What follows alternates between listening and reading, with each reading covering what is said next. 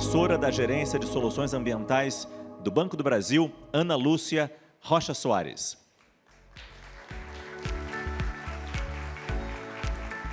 Tudo bem? Prazer, por favor. O diretor de internacionalização da Invest Paraná, senhor Giancarlo Rocco. Como vai? Tudo bem? O chefe do Departamento de Complexo Agroalimentar e Biocombustíveis do BNDES, Mauro Matoso.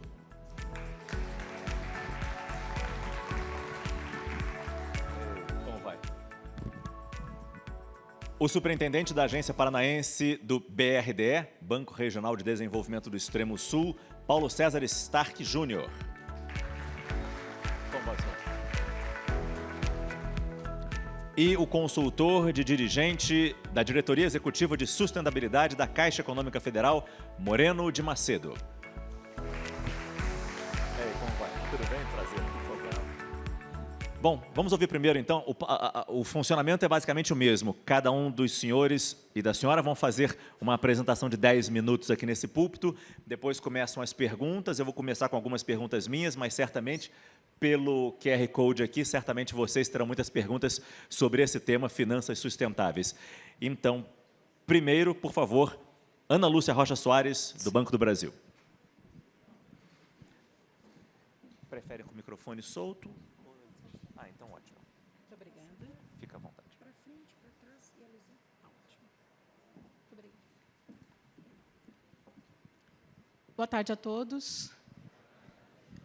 O Banco do Brasil ele se destaca há mais de 30 anos nesse modelo de sustentabilidade. Muito antes da gente trazer o tema ESG para a pauta, o Banco do Brasil ele já tem inúmeros projetos dentro desse modelo.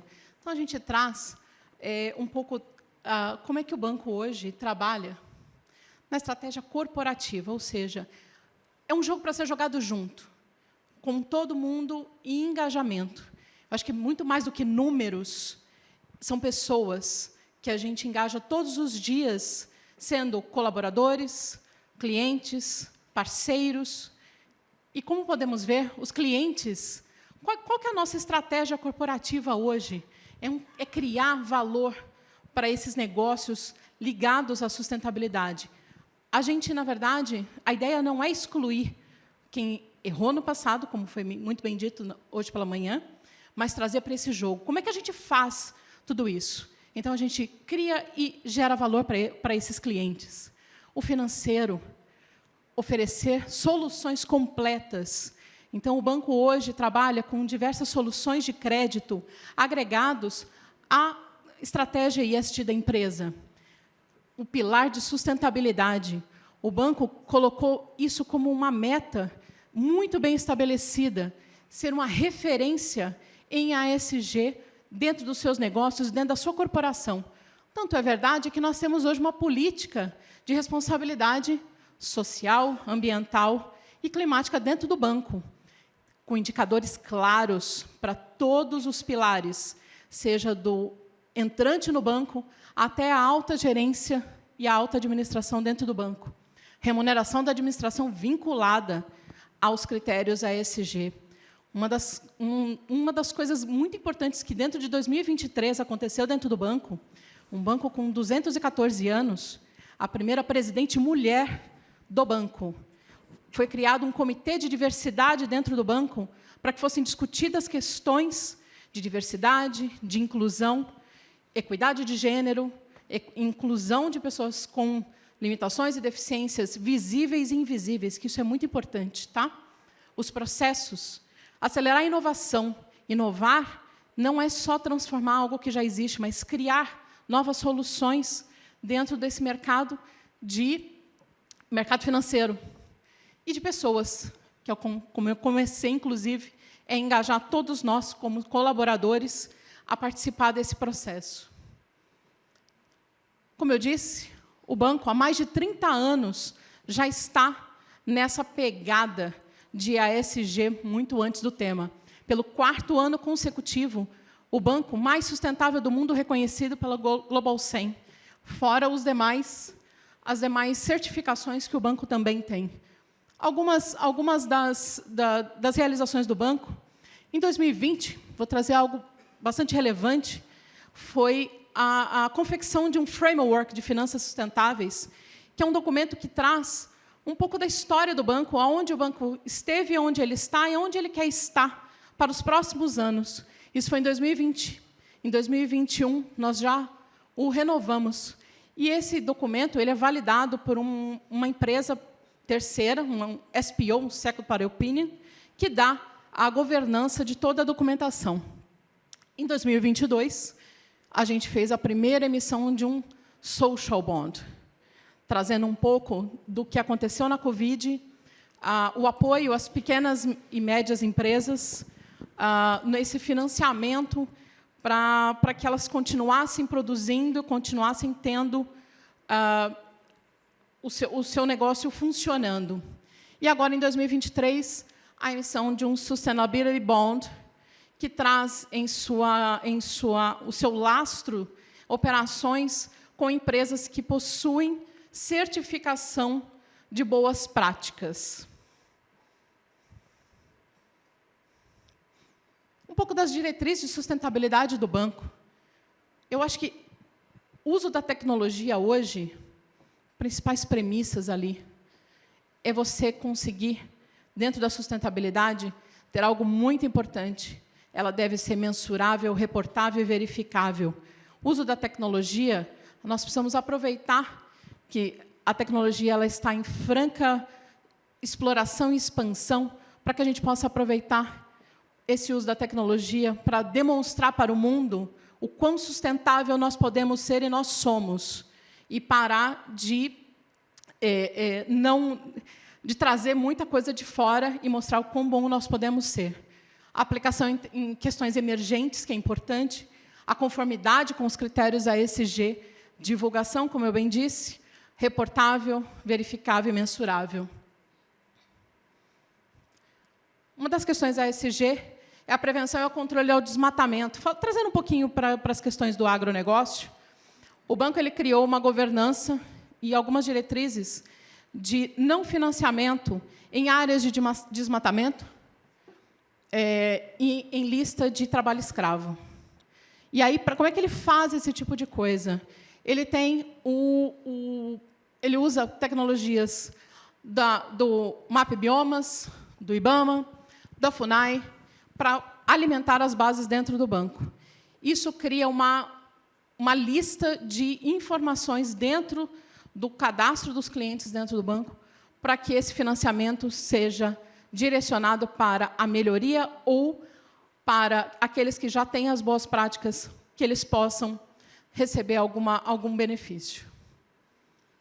Muito mais que números, tá? Esses são os 10 compromissos para o futuro do banco.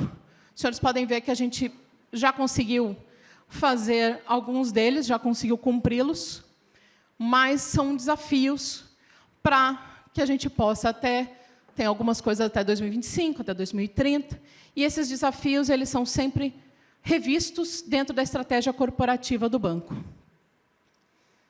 A nossa carteira de negócios sustentáveis ela foi validada pela Citaui,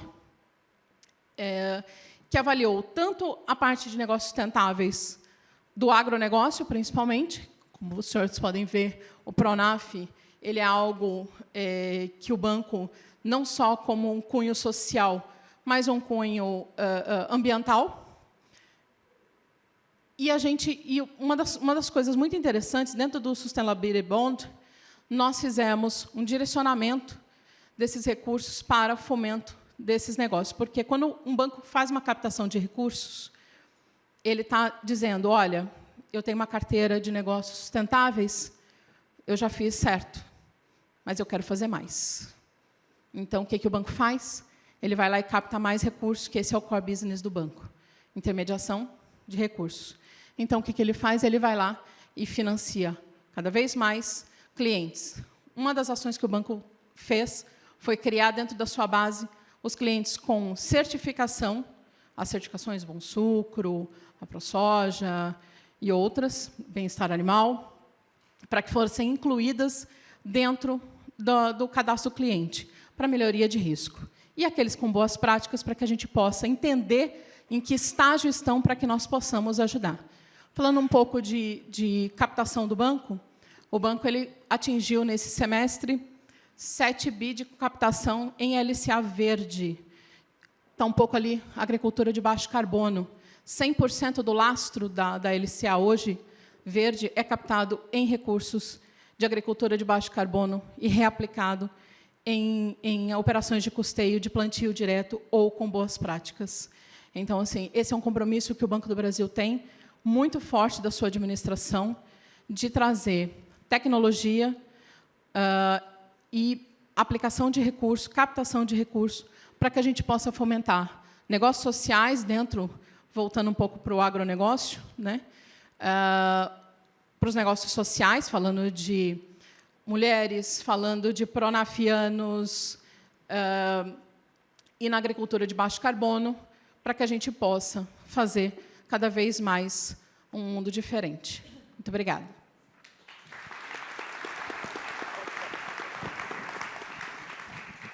Muito obrigado. Vamos agora com o diretor de internacionalização da Invest Paraná, Giancarlo Rocco.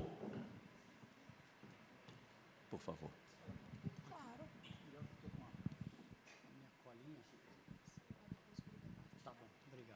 10 minutos para o senhor. Alô. Boa tarde a todos. Obrigado pelo convite aí da Frimeza. Falar que o almoço também estava excelente.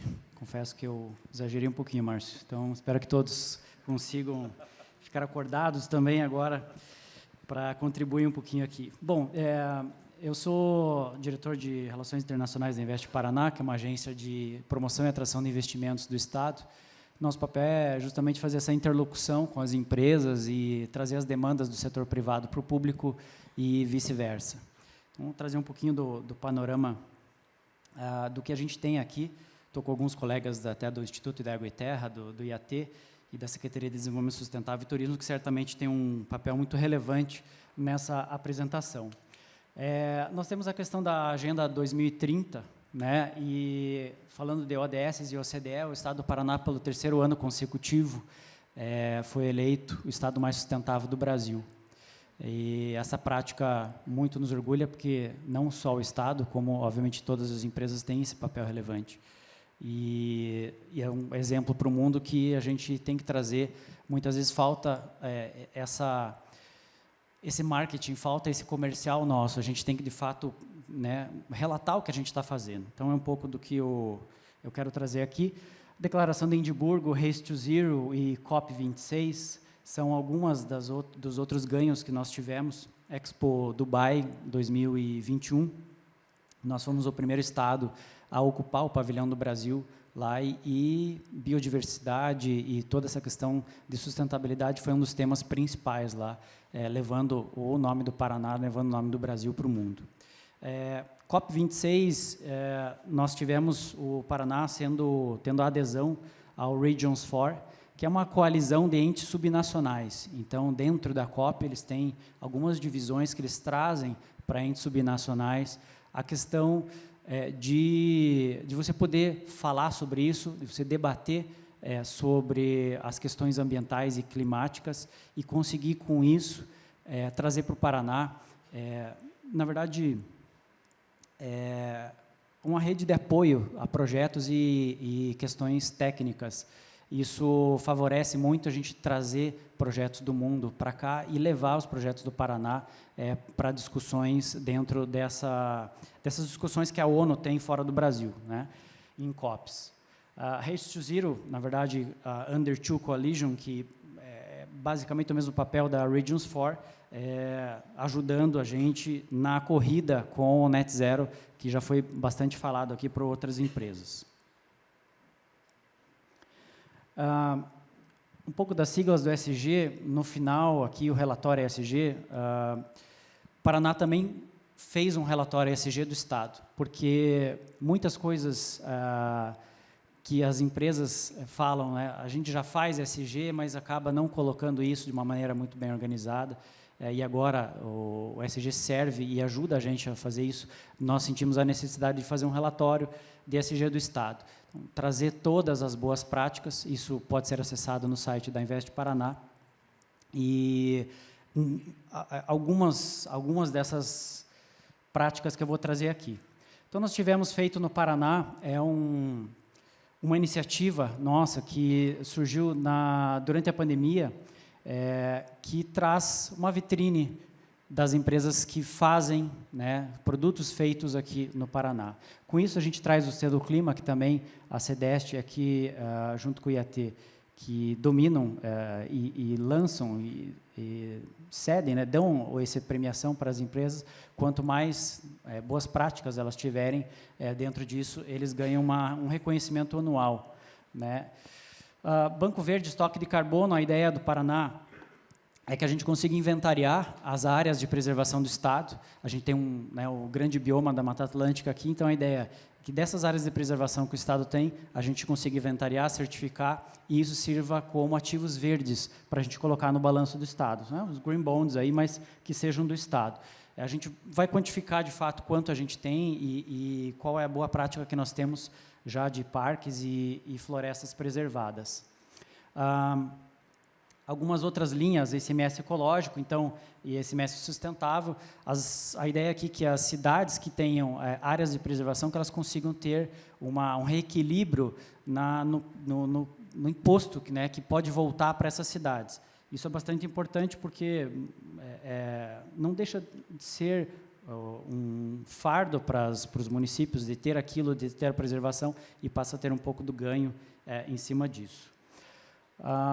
Descomplica Rural, também liderado pelo IAT. A ideia é que aqui você tem uma descomplicação nas licenças ambientais. A gente sabe que isso também é uma prática muito importante para as empresas, para que destrave esses projetos, né? O empresário não pode ficar 1 ano, 2 anos esperando uma licença. A gente sabe que é muito relevante o trabalho que é feito pelos licenciadores, mas que também ele tem que estar aliado à velocidade que o mercado precisa, né? O setor privado anda numa velocidade rápida e o empresário precisa ter essa velocidade. Então, foi feito um grande programa que é o Descomplica Rural, ele sempre está em constante evolução para que esse acesso aos licenciamentos sejam mais rápidos. Paraná Competitivo está dentro da Invest Paraná, são incentivos fiscais que a gente recebe as demandas das empresas, ajusta esse processo e envia para a Secretaria da Fazenda fazer o deferimento. A ideia é que a gente tenha um ganho agora de ESG dentro do Paraná Competitivo, que as empresas que tenham boas práticas também, elas consigam ter um diferencial dentro de incentivos fiscais. Então, né, tendo um degrau a mais, fazendo a política pública de fato, que é tão relevante também para que as empresas sejam mais competitivas, afinal de contas, elas já estão contribuindo, né, para o meio ambiente, devolvendo um pouco do que o Estado pode fazer por isso. Banco do Agricultor, isso aqui é da Secretaria de Agricultura. A ideia foram algumas linhas de crédito com juros zero para investimentos, né, agroindústria, apicultura, para as próprias cooperativas, irrigação, algumas culturas, produção de pinhão, erva mate, captação e preservação de água e turismo rural também.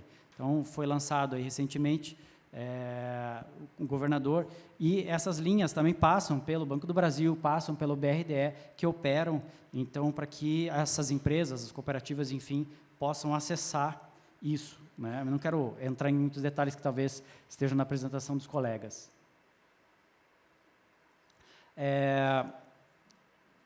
Descomplica Rural, na verdade não está escrito ali, eu vou trazer um pouco também sobre isso, também pela CEDEST, Instituto de Água e Terra. A ideia do Descomplica Rural, eu já falei, perdão.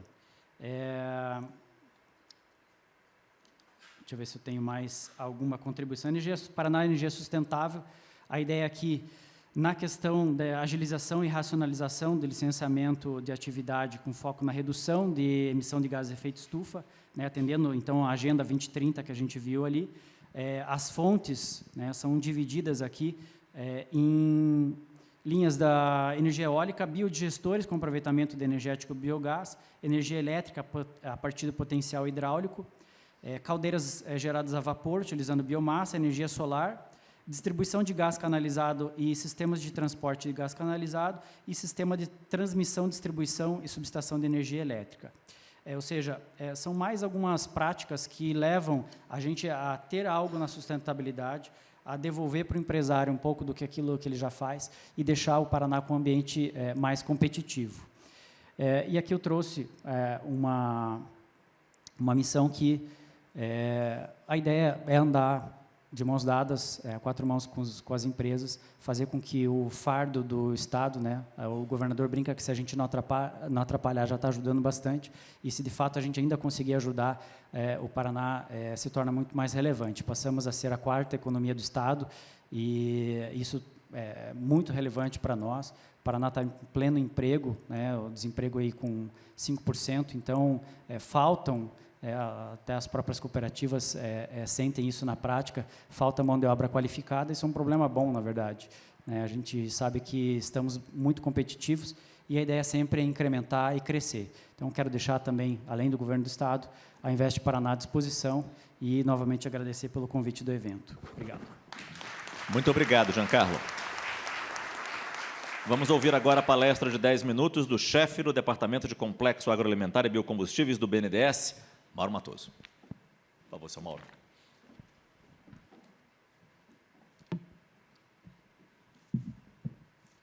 Boa tarde a todas, boa tarde a todos. Bom, sou Mauro Matoso, chefe do Departamento do Complexo Agroalimentar e Biocombustíveis. Em primeiro lugar, queria agradecer o convite da Frimeza. A gente tem uma parceria de longa data com a Frimeza, a gente tem alguns financiamentos importantes, questão do frigorífico de Assis Chateaubriand. Então, queria agradecer. E a gente deve muito à Frimeza, ela fez um favor uma vez, tanto ela quanto as singulares, Copagril, LAR, Cevale, Primato, Copacol, que a gente, uma vez, no BNDES, tinha um diretor que não acreditava como é que o BNDES apoiava tantas cooperativas. Ele não entendia, ele achava que a cooperativa não era bom. A gente, calma, nós vamos te levar numa cooperativa muito legal, que reúne outras, você vai conhecer. E aí nós fomos na Frimeza, com as singulares, e ele voltou de lá. Gente, por que a gente apoia tão poucas cooperativas? Precisamos apoiar mais. Então, a gente tem que agradecer aí a Frimeza. Já fizemos isso mais de uma vez, inclusive. Então, eu devia isso. E quando a gente recebeu o convite, a nossa equipe de sustentabilidade do banco estava com problema de agenda, não ia conseguir vir. Então, eu falei, não, eu não sou da equipe de sustentabilidade, mas eu faço questão de ir, que eu estou devendo essa para a Frimeza. E queria também só dizer que ouvi o Márcio Gomes aqui me chamando, uma voz que eu ouço já há anos na TV, isso me deixa mais nervoso um pouco. Então, mas...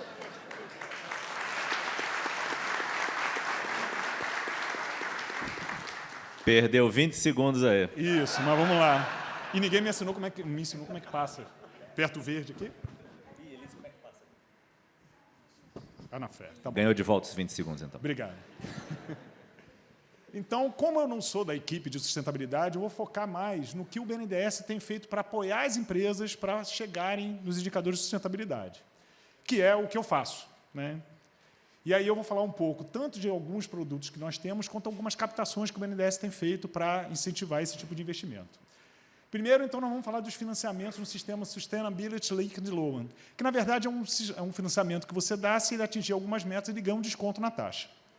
A gente teve aí uma apresentação, que eu não lembro qual foi, que falaram que não existe mercado de carbono no Brasil.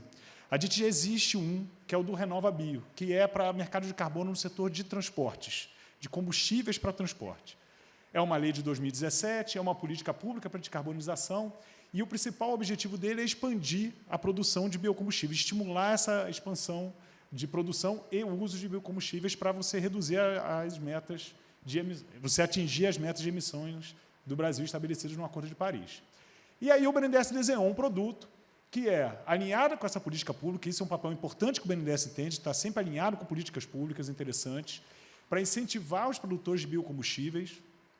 E aí ele só tem uma função, eu vou financiar ele para ele melhorar a qualidade da produção de biocombustíveis dele, para ele ter um biocombustível que emita menos ainda, ele produza de uma forma que emita menos. E aí eu consegui fortalecer a política. Quais foram os resultados? As empresas, o programa ele diz o seguinte, ó, se você conseguir ter uma nota lá, fica no site da ANP, da Agência Nacional de Petróleo, Gás e Biocombustíveis, se ele melhorar aquela nota, ele ganha um desconto na taxa. É simples assim, ele não precisa me apresentar projeto, eu não vou acompanhar, ele apresentou, melhorou a nota, eu dou um desconto de até 0,4%.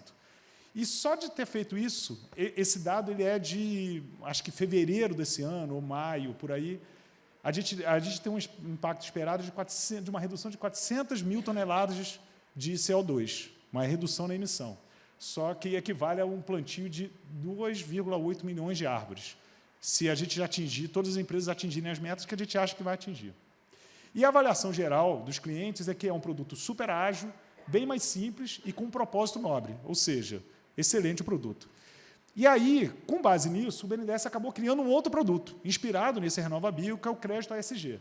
Ele é inspirado no sucesso e ele vai atingir outros setores além de biocombustíveis. O que ele vai fazer?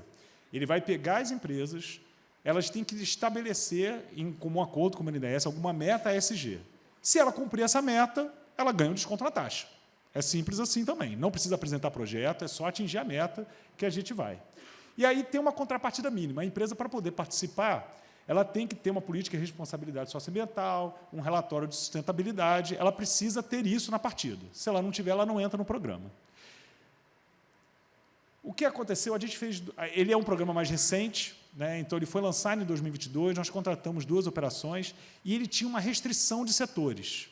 A gente agora, para ampliar a ação dele, a gente começou a buscar uma ampliação, botar outros setores. E aí acaba entrando o setor de fabricação de alimentos, fabricação também de bebidas, comércio varejista, começaram a entrar outros setores para a gente ampliar esse produto, para ele atingir outras empresas e a gente fazer ele rodar ainda mais. Então, de novo, é um produto simples, ágil, que a gente tenta fazer, estimular as empresas a terem atitudes ASG. E aí você tem um rol de indicadores que você pode escolher. É óbvio que o BNDES vai tentar fazer um que a empresa esteja mais distante, né? Não aquele que ele está quase atingindo, que eu vou pegar um que ele esteja mais distante, mas isso é em comum acordo com a empresa. E agora eu vou falar de captação, de fundo clima. E aí também eu preciso agradecer a Nayeli aqui, cadê? Está aqui, que ela ficou me perturbando para entregar a apresentação mais cedo, eu acabei não entregando, e isso deu tempo de eu colocar essa parte do Fundo Clima, que foi lançado na sexta-feira, quinta ou sexta-feira. Obrigado pela paciência. Então, esse Fundo Clima ele é um programa de 2009 pelo governo federal, e aí, de novo, o BNDES reforçando políticas públicas, que é isso que a gente gosta de fazer. O gestor o recurso vem do Ministério do Meio Ambiente, ele que determina as regras, mas o recurso reembolsável é o BNDES que vai gerir. Ele determina as regras. É, na verdade, um comitê gestor interministerial que define como você pode aplicar esse recurso, e aí, anualmente, é aprovado esse plano anual de aplicação de recursos do Fundo Clima. Então, na quinta-feira passada, como eu disse, ainda bem que a Nayeli teve paciência para aguardar, foi feito o anúncio do plano para 2023 e 2024. E o grande destaque é que, para 2024, foi anunciada uma captação de até 10 bilhões de reais. Né? O governo brasileiro deve fazer uma captação com fundos mundiais interessados em investir em sustentabilidade para poder fazer essa aplicação. Vai ter um acordo com esses fundos de aonde que a gente vai poder aplicar isso. Sendo que a carteira total de 2009 até 2023 é de 2,3 bilhões, quer dizer, ele dá um salto de 5 vezes. Assim, um impacto enorme para a economia brasileira, para essa transição. E aí ele vai auxiliar o novo PAC e também o Plano de Transição Energética do governo. E aí tem 6 novas áreas de atuação. Né? Então, desenvolvimento urbano resiliente e sustentável, indústria verde, logística de transporte, transição energética, florestas nativas e recursos hídricos, serviços e inovações verdes. Aqui, quando a gente fala de fundo clima, quando a gente fala de indústria verde, o que a gente vai considerar como indústria verde? Equipamentos eficientes, adoção de combustíveis alternativos, né, para geração de energia, soluções de conversão de biomassa em produtos de alto valor agregado, que é um pouco de economia circular, tudo isso. E quando a gente fala de transição energética, é geração de energia a partir de energia solar e eólica, novos biocombustíveis, né? Se fala muito de SAF para combustível de aviação, diesel verde, biogás, que foi dito aqui, para gerar o biometano. Então, geração de energia a partir de resíduos. Então, tudo isso vai entrar com as taxas que são fixas. Né? O Fundo Clima ele tem uma taxa fixa, mais baixa. A gente agora tem que... A captação está sendo negociada ainda, não foi fechada, mas há uma tendência de ocorrer e esse plano entrar em funcionamento em 2024 com taxas fixas. Então, tem uma oportunidade enorme para auxiliar o país a passar essa transição verde. E aí, outros pontos relevantes. Né? Como a gente está falando de coisas mais gerais, aqui eu não quis falar muito sobre o que o BNDES faz no geral, mas gestor do Fundo Amazônia também, então todas essas captações internacionais que o país fez. O BNDES é o responsável por fazer a gestão, de olhar os projetos, acompanhar e fazer a aplicação de recursos. Nós somos um dos maiores financiadores de geração de energia renovável do mundo. Acho que a gente fica atrás do Banco da China, como tudo na China é muito grande, mas a gente fica ali. A política socioambiental do banco, a gente tem uma política que é aplicada a toda análise de projeto de BNDES, todo projeto que passa pelo BNDES, ele tem que seguir uma política socioambiental, que a gente faz análise, nenhum projeto sai sem isso. Nós temos a classificação de risco socioambiental dos projetos também, então todo projeto, os projetos do BNDES são aprovados em comitês, e aí todo projeto, para entrar nesse comitê, ele tem que ter uma classificação de risco socioambiental, para dizer se o impacto é alto, se é baixo, se a sensibilidade é alta ou baixa, e, se for alto, você tem que apresentar mitigadores para isso. E tem outras captações, né, que são feitas também, né, de algumas letras verdes, o BNDES também tem feito isso. O BNDES ele tem um site onde a gente apresenta esses dados de toda a aplicação, e eu até peguei aqui alguns dados interessantes. O BNDES, se você pegar todo o investimento de biocombustíveis que o BNDES já fez, a quantidade que deixou de ser emitida de CO2 equivale a 92 dias toda a região metropolitana de São Paulo sem carro. Quer dizer, é um impacto gigantesco. E se eu juntar todos os setores que estão lá no site, seria o equivalente a 18 anos de toda a região metropolitana de São Paulo sem carro. Foi tudo isso que o BNDES auxiliou, evitou de emissão de CO2. E lá tem todo um histórico, desde 1976 até 2021, de todas as ações que o BNDES fez para impacto de mitigações de riscos ambientais. Então, o BNDES está nesse caminho já faz tempo, continuamos fazendo e queremos fazer mais ainda. Então, só agradecer a atenção de todos. Obrigado. Muito obrigado, Sr. Mauro. Vamos agora ouvir o Paulo César Stark Júnior, do BRDE. Por favor.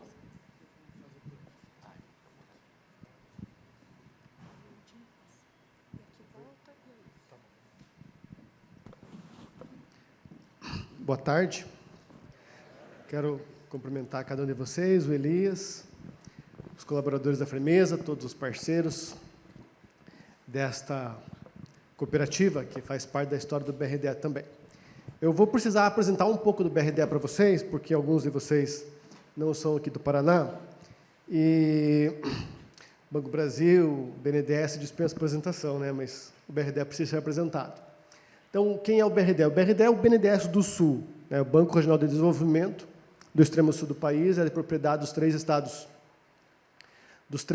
do Sul, Paraná, Santa Catarina e Rio Grande do Sul.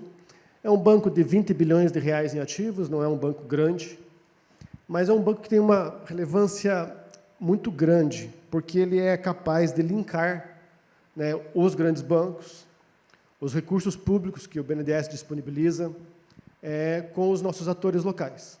Somos um banco de 60 anos que fez surgir também no Paraná o cooperativismo, né? Foi um dos atores que financiou a implantação das cooperativas, todo o sistema que nós temos do agronegócio aqui no Estado.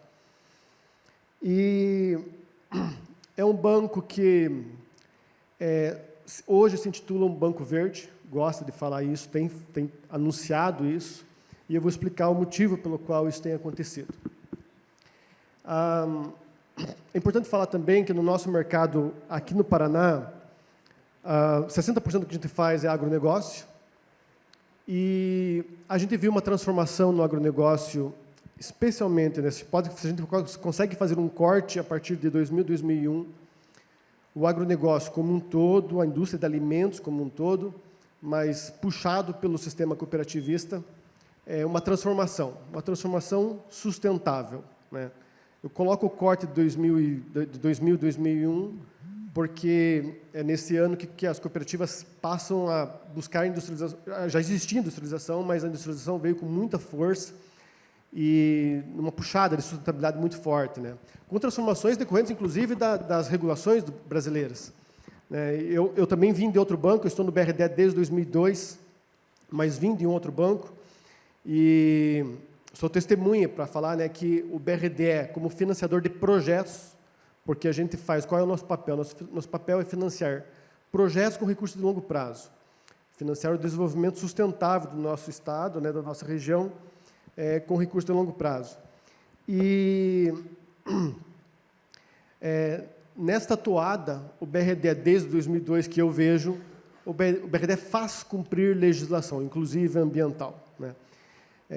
Todos os nossos clientes cumprem a legislação, a gente só financia com base no mínimo. E eu posso falar, porque vim de outros bancos, que isso não era verdade na época, né?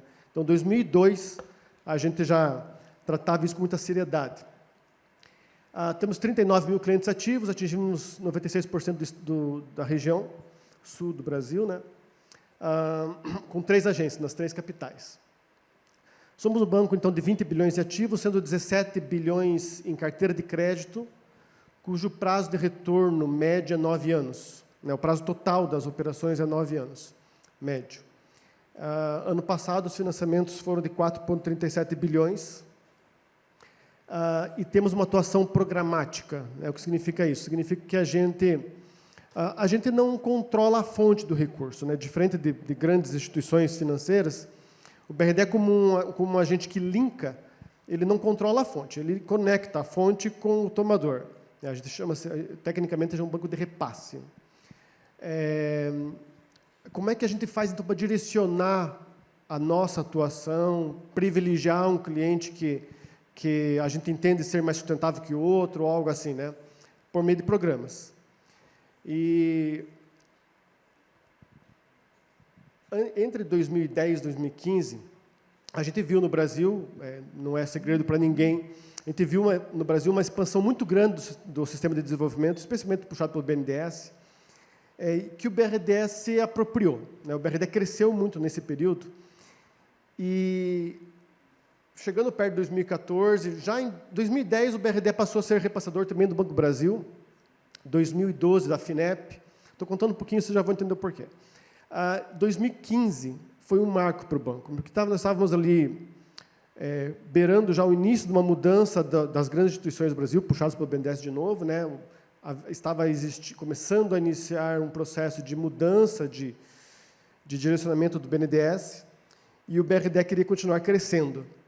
E como é que a gente ia fazer continuar crescendo, sendo um banco que linka, continuar crescendo, sendo que o nosso principal fonte de recursos, na verdade, em 2012, a única fonte de recurso do BRDE, que era o BNDES, como é que a gente ia continuar crescendo, tendo o downsize do BNDES? O BNDES caiu para 1/3 do que era em 2014, 2015.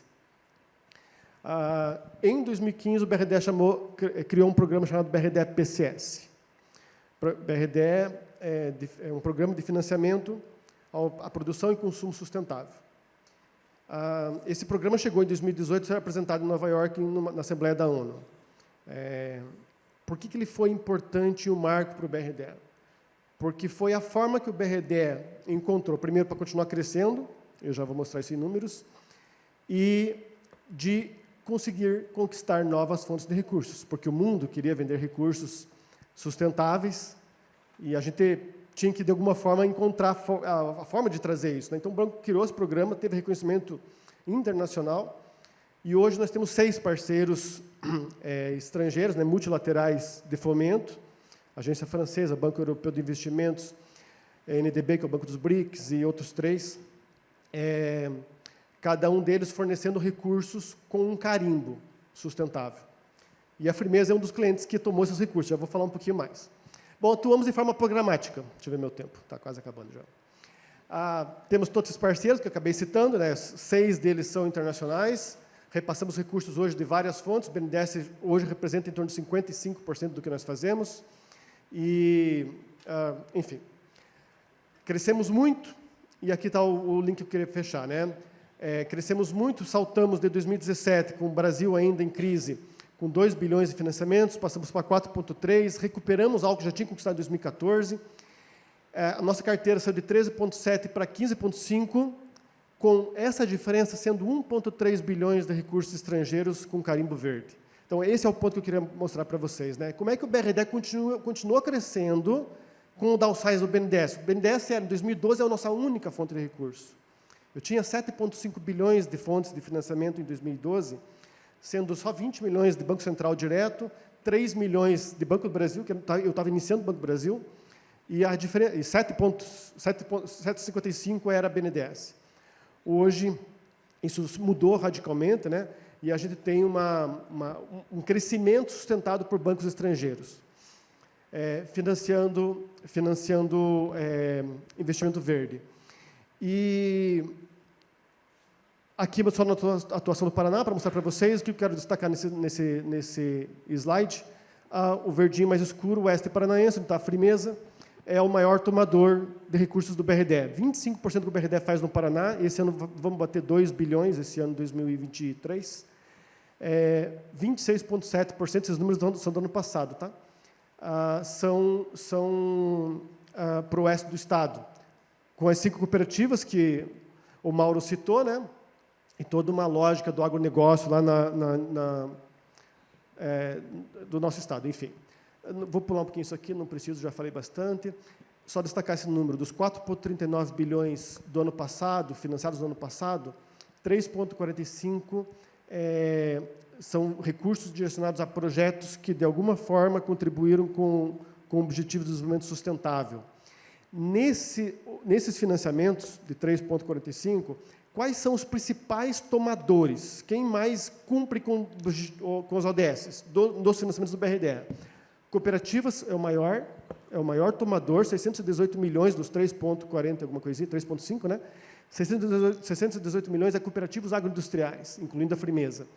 Aí depois nós temos cooperativas familiares e pessoas físicas com Pronaf, agricultura familiar Pronaf e geração fotovoltaica, que é outra importante vertical do BRDE nos financiamentos hoje.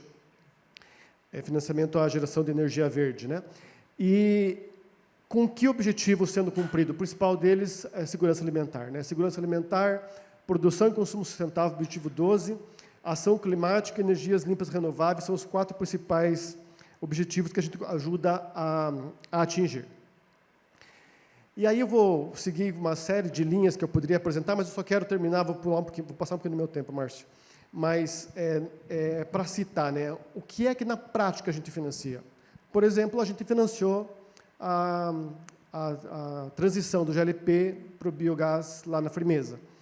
A gente, nesses 20 anos de parceria com a Frimeza, a gente financiou vários tratamentos de efluente. Inclusive, o último financiamento com recursos da AFD, da Agência Francesa de Desenvolvimento, foi para reduzir o lodo criado nas piscinas de tratamento de efluentes, né, que é retirado, ou seja, o foco da Frimeza já é na redução do resíduo que sai do tratamento do efluente, do resíduo sólido. A gente financiou com recursos da AFD. Vários financiamentos também. Esse do biogás foi com recursos do BNDES, deixar bem claro, é importante falar, né? Reuso de água, outro projeto que a gente financiou para a Frimeza. E a Frimeza estou citando porque estamos aqui no evento de vocês, mas cada uma das cooperativas, indústrias de alimentos do Paraná tem tomado recursos com o BRDE, com esse mesmo objetivo, né? Enfim, essa era a minha apresentação, Márcio. Muito obrigado. Pode ficar com o microfone, deixa só isso. Agora, com a palavra, a Moreno Macedo, da Caixa, por favor.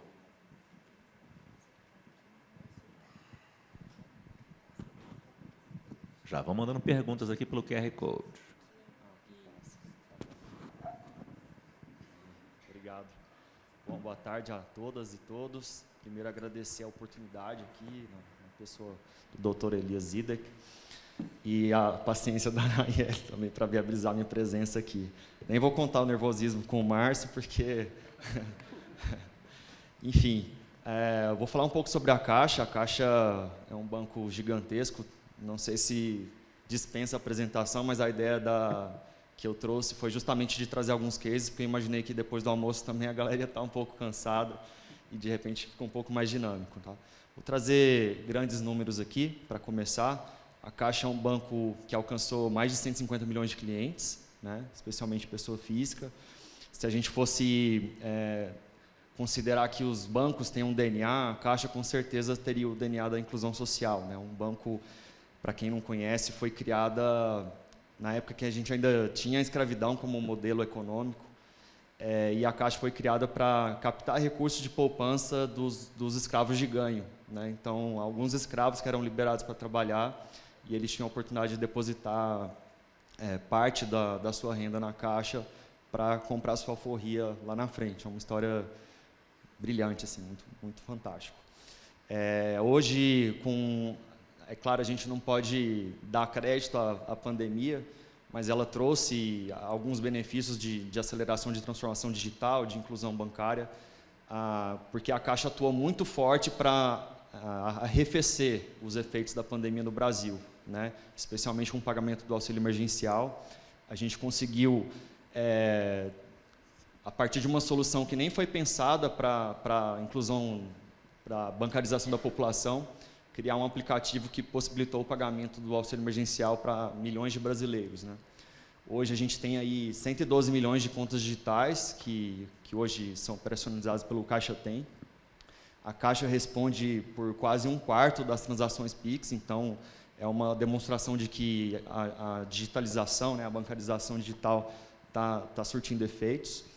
Além da presença digital, a Caixa é um banco que se faz presente fisicamente também. A gente está praticamente 100% dos municípios brasileiros, seja por meio de agências, de loterias, de correspondentes bancários. E no ano passado, a gente sabe, né, que os benefícios sociais eles não vão mudar a realidade, né? É muito melhor a gente dar oportunidade, mas o Brasil é um país extremamente desigual, né? E a Caixa faz parte desse trabalho de transferência de renda por meio do pagamento de benefícios sociais. Somando todos, no ano passado, a gente pagou 190 bilhões de reais em benefícios sociais. E um número importante, né, a gente tem aqui uma diversidade de instituições financeiras. A Caixa alcançou, esse ano, uma carteira de 1 trilhão de crédito. Tá? Isso significa que 20% de todo o crédito concedido no Brasil, do saldo de crédito no Brasil, foi concedido pela Caixa. Então, é um banco que realmente promove o desenvolvimento econômico do país também. Trouxe um recorte aqui da carteira de finanças sustentáveis. Aqui a gente fez um esforço de vincular como o crédito está sendo alocado para alcançar pelo menos 2 objetivos de desenvolvimento sustentável. É claro que isso aqui é um ensaio, a gente tem que fazer esse esforço, como o Banco do Brasil fez, de certificar, né, essa metodologia, mas por essa visão, a gente tem praticamente 700 bilhões aplicados em linhas de crédito que trazem algum benefício para a Agenda 2030 da ONU, dos ODS. Isso representa 60% da carteira. Quem está bem atento fez a conta aqui e falou, pô, mas se é 1 trilhão e é 700 bilhões, não seria 70%? Mas esse 60% é porque o FIES e o Minha Casa Minha Vida, na faixa 1, são operações de repasse. Então, a Caixa não usa o funding dela, ela não assume o risco de crédito. Então, essas operações estão com esse asterisco aqui, só para destacar que elas compõem a carteira de finanças sustentáveis, mas que elas não compõem aquela carteira de crédito de 1 trilhão. Tá? Aqui um destaque também que eu gostaria de dar é o papel da Caixa na habitação, né? A gente tem uma parte da carteira, boa parte, metade da nossa carteira de crédito foi destinada à habitação, e é uma marca da Caixa, né? Dar o acesso à moradia e como a moradia também transforma a vida das pessoas. Falando um pouco da estratégia da Caixa, foi muito falado aqui de qual que é a importância do CEO, né, do presidente da instituição, para promover a agenda de sustentabilidade na empresa, né? Então, é louvável a gestão do doutor Elias Idek nessa questão, porque realmente, a partir de um momento que a gente teve uma gestão engajada, uma alta administração engajada, a gente conseguiu dar um salto na agenda de sustentabilidade na Caixa, né? A gente viu o Banco do Brasil avançar fortemente nos últimos anos, especialmente o BNDES também, que é o nosso benchmark também de foco na agenda de sustentabilidade, mas da metade do ano passado para cá, a gente tem avançado muito rápido na questão dessa agenda. Isso fica claro no próprio plano estratégico da instituição, né? A Caixa tem como propósito ser a instituição financeira que fomenta a inclusão e o desenvolvimento sustentável, transformando a vida das pessoas. E isso se reflete também na nossa ambição de sustentabilidade, né? que é ser a propulsora da transição justa da população, das cidades e das cadeias produtivas brasileiras para uma economia de baixo carbono. Isso vem muito alinhado com essa emergência climática, né? Acho que hoje em dia a gente está muito preocupado com a questão do aquecimento global e a sustentabilidade anda de mãos dadas com esse foco na agenda de carbono, né? De redução das emissões de carbono. E a gente está fazendo justamente esse afunilamento da estratégia de sustentabilidade para alcançar as nossas metas de redução de emissões no Brasil. Dentro da ideia de agenda de sustentabilidade, a gente trabalha em 5 eixos que a gente consolidou aqui, mas basicamente trabalho e rendas sustentáveis é um eixo mais focado na inclusão social, e a gente tem como foco mulheres, jovens e os catadores, né? É um segmento, um nicho muito importante para a economia, dentro da ideia de economia circular e da gestão de resíduos sólidos. Na parte de cidades sustentáveis, a Caixa está muito focada na própria habitação, né, que é a nossa principal marca, no saneamento e na infraestrutura urbana. Na parte de transição setorial e ampliação da economia de baixo carbono, a gente também tem um olhar específico para o agro, né? A gente sabe da importância desse setor para a economia e para a economia de baixo carbono também. E também para setores como o setor de transporte, a própria bioeconomia, são focos dessa parte de transição e ampliação da economia de baixo carbono. E a parte de capacidades organizacionais, a gente também está desenvolvendo, né, buscando desenvolver dentro da empresa uma cultura de sustentabilidade mais forte e também mecanismos para a gente entregar sustentabilidade na ponta. Falando aqui dos cases, né, como eu prometi para vocês que apresentaria, a exemplo da operação do Renova Bio, que o BNDES trouxe, a gente teve uma operação que é o Carbono Caixa, isso foi no início da década passada, 2011, se não me engano. A gente criou uma operação para a implementação da Política Nacional de Resíduos Sólidos, que era justamente o foco da transição dos lixões para os aterros sanitários. Essas operações, elas financiavam a implantação dos aterros sanitários, mas tinham um componente de redução de emissões de carbono. Como que funcionava? Esses aterros, né, eles tinham um mecanismo para queima, principalmente de metano, e aí essas reduções de emissões eram certificadas, e esses certificados das reduções de emissões, eles eram atrelados à operação de crédito para garantir a operação, porque a Caixa intermediava a comercialização dos créditos de carbono na CPF, que é uma facility de comercialização de carbono do Banco Mundial. Então, ao mesmo tempo em que a Caixa gerava uma receita extra para o projeto, para a concessionária do aterro sanitário, esse crédito de carbono, que era uma promessa para o futuro, era utilizado como garantia da operação, e como tinha essa garantia, a taxa de juros era reduzida. Então, a gente tinha uma operação mais barata para o tomador, e ao mesmo tempo gerava essa redução de emissões, e no final da operação ele tinha uma meta de redução de emissões, esses créditos de carbono eram comercializados e essa renda era revertida para o tomador de crédito. Aqui é um exemplo de como a gente consegue, né, por meio de uma operação customizada, relativamente complexa, mas viável, atrelar a agenda de redução de emissões com uma operação de crédito para o setor privado, né? Então, é um acesso a um funding mais barato. A gente fez um mix de recursos do FGTS com recursos do Banco Mundial, do BIRD, e tinha essa questão da garantia acessória. Aqui é um exemplo de como a gente pode, em conjunto com o setor privado, criar operações que sejam viáveis do ponto de vista da sustentabilidade. Uma outra coisa que a Caixa adora é criar selos, né? Então, a gente tem o selo Casa Azul, que é um selo bem emblemático, que incorporou padrões de sustentabilidade aos empreendimentos de habitação. Então, desde a criação do selo, também no início da década passada, a gente já certificou mais de 420 empreendimentos de habitação. E qual que é a vantagem? Além da vantagem da sustentabilidade, a gente também concede um redutor na taxa de juros para a incorporadora, né? Então, se ela atender esses critérios, ela recebe o selo e ela tem acesso a uma taxa de juros mais barata. E a gente criou também, recentemente, o selo Município Azul. A Caixa tem uma relação muito próxima com o setor público, com os municípios, com a agenda de financiamento público. Esse é um selo mais recente, mas a gente já alcançou 50 municípios, e ele também prevê, né, a concessão de créditos mais vantajosas para os municípios.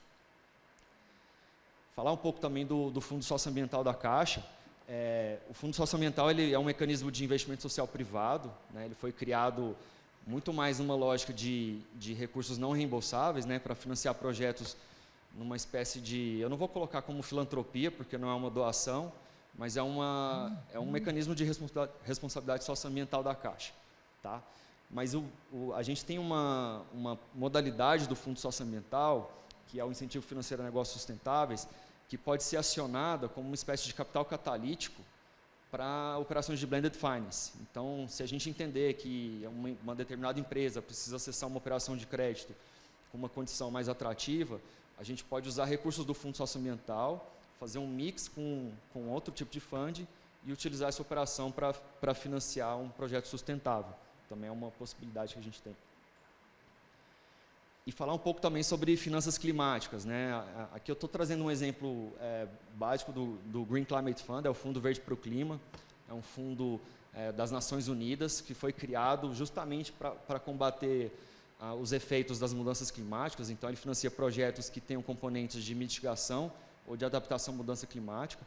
A Caixa e o BNDES também são entidades acreditadas, porque esse fundo ele não aplica os recursos. Na verdade, ele se vale de entidades acreditadas para aplicar os recursos nos países em desenvolvimento. Então, aqui no Brasil, a Caixa tem a possibilidade também de captar recursos do Fundo Verde do Clima para financiar projetos que tenham esses componentes de redução de emissões de carbono ou que criem situações que combatam, que arrefeçam efeitos das mudanças climáticas. Tá? É uma opção também que a gente tem à disposição. Outras conversas também a gente tem com o BID, que é o Banco Interamericano de Desenvolvimento, e com o próprio Banco Mundial também, para captar recursos para projetos sustentáveis. Então, o que a gente vê no mercado hoje é que tem muito recurso disponível para financiar a sustentabilidade e muitas vezes falta o projeto qualificado, né? Ou às vezes as empresas têm projetos qualificados, mas não conseguem acessar esses recursos e esse é o papel das instituições financeiras, né, de viabilizar essa ponte. Basicamente é isso. Muito obrigado. Moreno Macedo, da Caixa Econômica Federal. Vocês podem começar a mandar as perguntas aqui. Eu vou fazer algumas perguntas básicas que eu fui pensando, em cima principalmente da apresentação de vocês. Eu começo exatamente com você, Moreno. Quer dizer, a gente falou no painel anterior como falta coleta de lixo reciclado, porque não tem caminhão de lixo, não tem estrutura para fazer essa separação, vai só em alguns bairros. Eu acho que no Rio de Janeiro, na capital do Rio, do estado do Rio, ainda é assim. Falou dos aterros sanitários aqui, a gente sabe que tem lixão espalhado pelo Brasil inteiro, porque você falou, falta projeto para apresentar. Ou as prefeituras e governos estaduais não estão querendo correr atrás disso, porque interessa, deixa o lixão ali, ninguém vai cobrar nada. Qual a explicação para isso?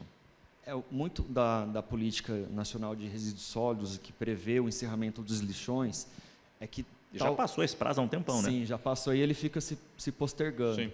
Mas a dificuldade dos municípios hoje é uma dificuldade fiscal, né? Os municípios têm muita dificuldade de endividamento, né? Então, eles estão no limite do endividamento e precisam de linhas que possibilitem, né, de alguma forma, que eles financiem a implementação de aterros sanitários. Outra questão que muitas vezes dificulta a implementação da política é o tamanho dos municípios, né? Então, eles acabam, como são municípios muito pequenos, a ideia, o que se recomenda é que eles façam operações consorciadas, exatamente. E aí, com operações consorciadas, a gente pode centralizar uma operação de aterro, por exemplo, para um volume maior, para viabilizar aquela operação. Porque, às vezes, um aterro sanitário num município muito pequeno, ele não se viabiliza financeiramente, né? Então, a ideia é a gente incentivar operações consorciadas e também criar linhas de financiamento para viabilizar a implementação desses aterros. Ana Lúcia, empresas com boas práticas, com o ESG em dia, essas empresas conseguem crédito mais barato? De quanto a gente está falando de um crédito mais camarada para essas empresas que já têm o ESG pronto e mostrando serviço? Como foi falado até um pouco mais cedo, né? Eu acho que tudo é uma questão de valor, não de preço, né? Mas é claro que muito se discute com relação a quanto o investidor, vou chamar de investidor, porque o banco, queira ou não queira, se torna um investidor desse crédito, né? Quanto está disposto a receber menos pela boa prática. Até porque a sustentabilidade ela é cara, né, para você se adequar. E, inclusive, uma das coisas que nós, como instituições financeiras, podemos apoiar é justamente nessa certificação, né? Apoiar no financiamento dessas certificações para que, lá na frente, essas empresas possam ter acesso a um perfil de risco melhorado e, consequentemente, um crédito mais barato, seja ele em captações próprias ou das próprias instituições financeiras. Giancarlo, a gente até se encontrou, não sei se você lembra, num evento na Casa Lead Paraná, quando a gente foi falar da experiência de Dubai. E aí, isso é interessante que você lembrou isso aqui. E para te perguntar, tem dinheiro internacional chegando? Existe um crédito internacional querendo vir ao Brasil e encontrando facilidades ou dificuldades? Um cenário promissor para essa entrada aqui? Tem. O que falta normalmente são bons projetos, né? Porém, a gente vê que esse crédito falando aqui de finanças sustentáveis e de alimentação, né? Pegar o exemplo da própria Frimeza, a gente está falando de segurança alimentar para o mundo. E quando a gente sai do Brasil para vender o Paraná, muitas vezes não é percebido pelo investidor internacional isso. E é bastante importante que a gente tenha esse papel, porque o Mauro, que está aqui, já caminhou com a gente em algumas missões internacionais. Recentemente, a gente estava no Japão e na Coreia do Sul, onde, de alguma maneira, eles estão comprando do Brasil, estão investindo no Brasil e no Paraná. E isso passa por essa segurança alimentar que, querendo ou não, o Brasil vai dar isso para o mundo daqui para frente. Cada vez mais, com sustentabilidade, vai se plantar melhor, né? Vai ter acesso a uma comida mais saudável e mais sustentável.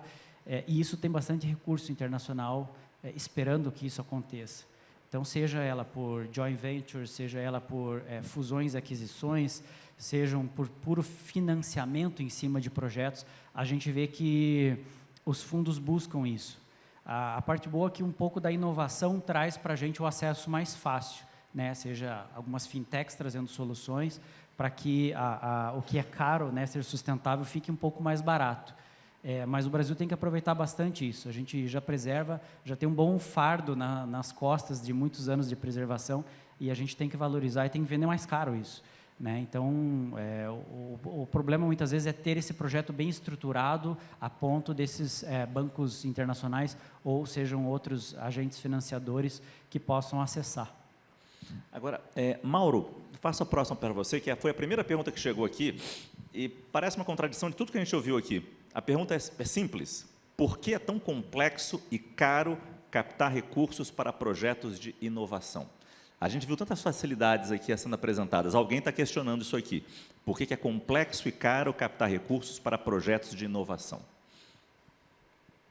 Bom, vou responder falando ao contrário, né?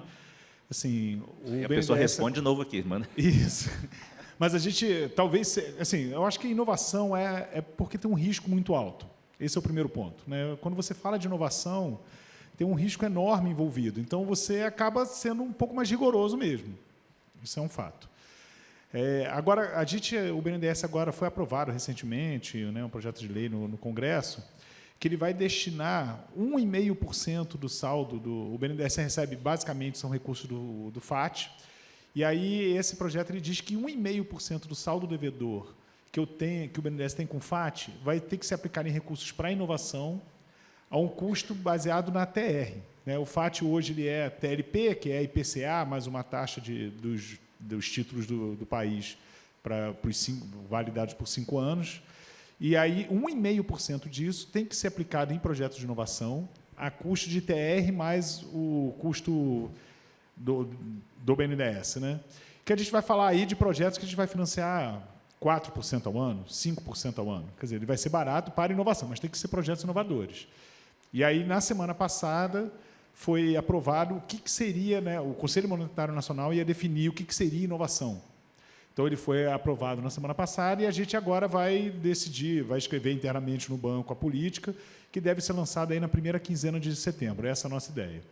Mas, só para adiantar um pouco, vai ser assim, alguma planta inovadora que não existe no país, ou que o país é muito incipiente ainda na produção, algum projeto de desenho de algum produto novo, de algum desenvolvimento. Então, a gente vai poder financiar a mão de obra envolvida naquilo, o tempo que a empresa está perdendo naquilo. Então, o que eu posso dizer pode até ser complexo. É complexo porque inovação é complexo, é arriscado, mas a gente está querendo melhorar aí, porque é fundamental o país ter um projeto, né, financiar projetos de inovação para poder seguir desenvolvendo. Uma agenda. Paulo César, desculpa, eu não sei se foi você que falou sobre a crise de 2015. A pergunta fala especificamente disso. Foi falado sobre a crise de 2015, na sequência, números positivos de 2022, superávit. Qual a prospecção para os próximos anos, sendo que as taxas de juros estão em alta, governo federal no déficit bilionário e a inflação engolindo a renda das pessoas? Fui eu sim, Márcio. Então acertei. Não, eu vou falar do BRDE, porque eu acho que simplifica a resposta, tá? Porque se eu tentar... A sua área. Isso, melhor. O BRDE estima crescer esse ano novamente e continuar crescendo ano que vem em função de diversificação de fontes e em função de estar prospectando novos mercados. Inovação é um deles, né? O BRDE é o maior repassador de FINEP do Brasil e foi o maior repassador de MPME inovadora quando o BNDES tinha essa linha. Então, a gente tem prospectado isso, né? Então, em função de uma ação ativa do BRDE, a gente estima continuar crescendo pelos próximos anos. Sem querer fazer aqui a contraposição que eles falaram aqui, mas tem uma pergunta que é perfeita aqui para o Moreno. Sempre dizem, faltam os bons projetos. Não só você falou isso, é verdade. Porém, nenhum fundo financia planejamento. Como equacionar? Porque não perguntou porque meu nome é Moreno, né? Essa vai chegar ainda. Eu acho que a questão do planejamento, a gente tem até avançado isso com esses fundos internacionais mais focados, porque vendo essa questão da falta de qualidade técnica dos projetos, eles têm disponibilizado que existe realmente, muitas vezes existe, sim, a gente tem que ser sincero nisso. Né? Eles têm disponibilizado recursos para assistência técnica. Então, o exemplo que eu dei, o Green Climate Fund, eles têm recursos, quando a gente capta recursos, eu posso colocar um componente de recurso não reembolsável, ou seja, a fundo perdido, para financiar a qualificação técnica de projetos. Então, se a gente entender que existe uma lacuna de projetos que não estão aptos ao financiamento imediato, ele permite que eu capte recursos não reembolsáveis para financiar a pesquisa e planejamento. Então, essa questão já está sendo vista e tem um endereçamento para conseguir financiar o planejamento. Mas posso só colocar aqui do BNDES? Claro. Pensando nisso, o BNDES até já há alguns anos, deve ter uns 3, 4 anos, a gente criou uma fábrica de projetos, que é justamente uma equipe no BNDES que ele vai auxiliar. E aí a gente vai falar de projetos de, por exemplo, quando foi privatizado, acho que o sistema de saneamento de Maceió e região metropolitana, não sei se foi Alagoas inteiro, foi desenhado no BNDES. Então, você desenha o projeto todo para auxiliar esses municípios, o Estado, e aí, quando é feita a venda, parte do recurso da venda ela vai pagar o BNDES para pagar os custos desse desenho. Então, já está se pensando nisso, e essa fábrica ela continua, né, desenhando esses projetos para alguns municípios que a gente vê essa dificuldade, né, tentar resolver esse problema. Tem uma pergunta aqui para a Ana. Como são definidas, quais certificações são aceitas para fins de acesso a melhores linhas de crédito e quais tipos de certificação são as mais buscadas pelo banco, como investidor? As certificações, principalmente as com o Cunho Internacional, são as que mais o banco olha com um olhar um pouco mais atento, né? Por que isso? O banco ele é um banco internacional, né? E dentro das suas captações, dentro do seu board, ele vai olhar para essas certificações que trazem boas práticas reconhecidas dentro do mercado. Então, assim, por isso que eu comentei do Bom Sucro.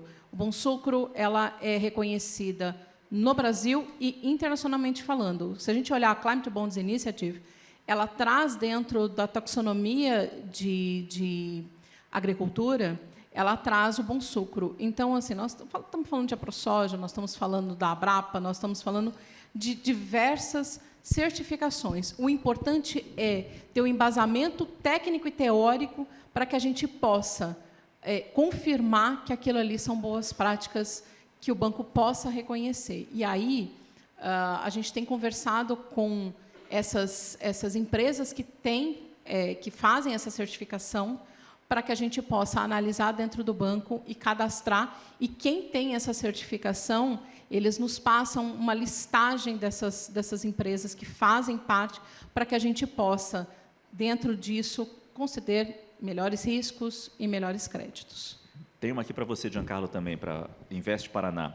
O Descomplica Rural e Crédito Agronegócios. Entre parênteses, muita demora na licença...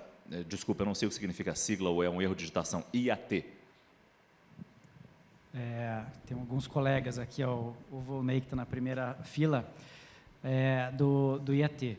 Veja, a ideia é que esse programa seja uma evolução para que essas empresas consigam mais rápido. A gente sabe que há uma demora pelo fato de ser tão sério licenciamento, né, os códigos, a interpretação em cima disso. A gente estava até conversando um pouco no almoço sobre isso, e a segurança jurídica que tem que ter aquilo.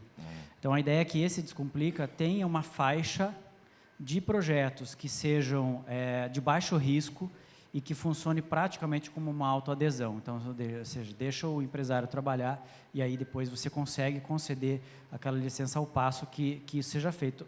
O problema é que você não consegue fazer isso com todos os projetos, né? Então, houve várias concessões de licenças para alguns tipos de projeto de piscicultura e de outros que têm essa baixa complexidade. Então, você pode liberar, né? E foram muitas licenças, 2.000 e poucas licenças que estavam paradas e foram concedidas, né? Então, é um pouco complicado para o poder público conseguir ser mais ágil, porque precisa, ao mesmo tempo, já está acontecendo uma evolução em cima dessa concessão dessas licenças, né? Obrigado, Giancarlo.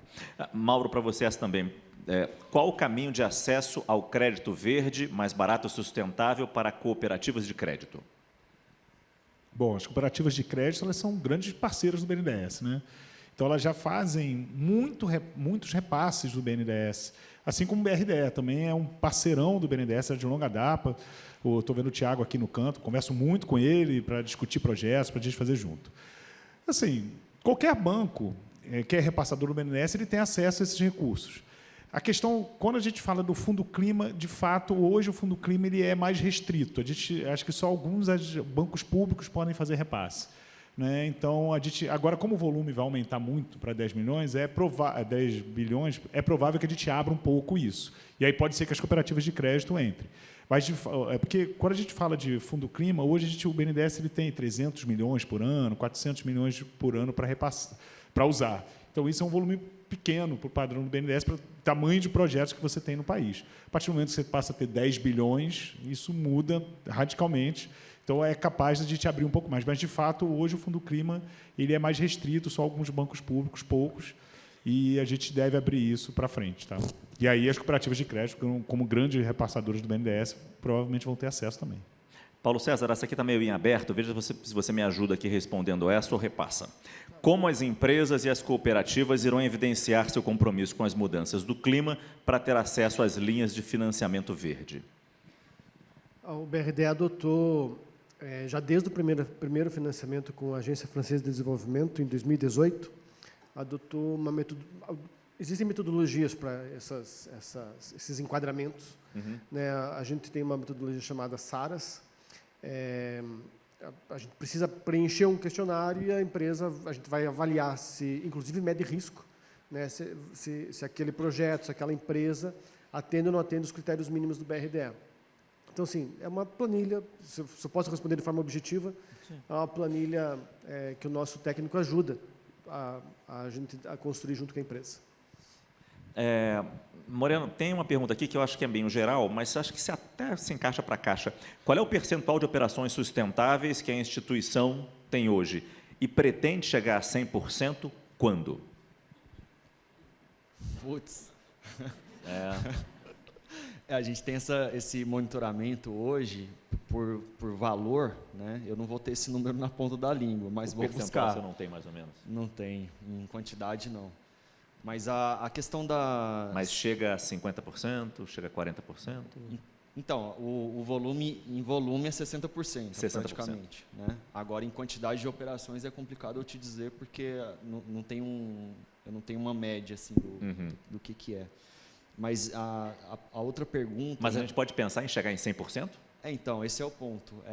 Hoje, a gente chegar em 100% talvez...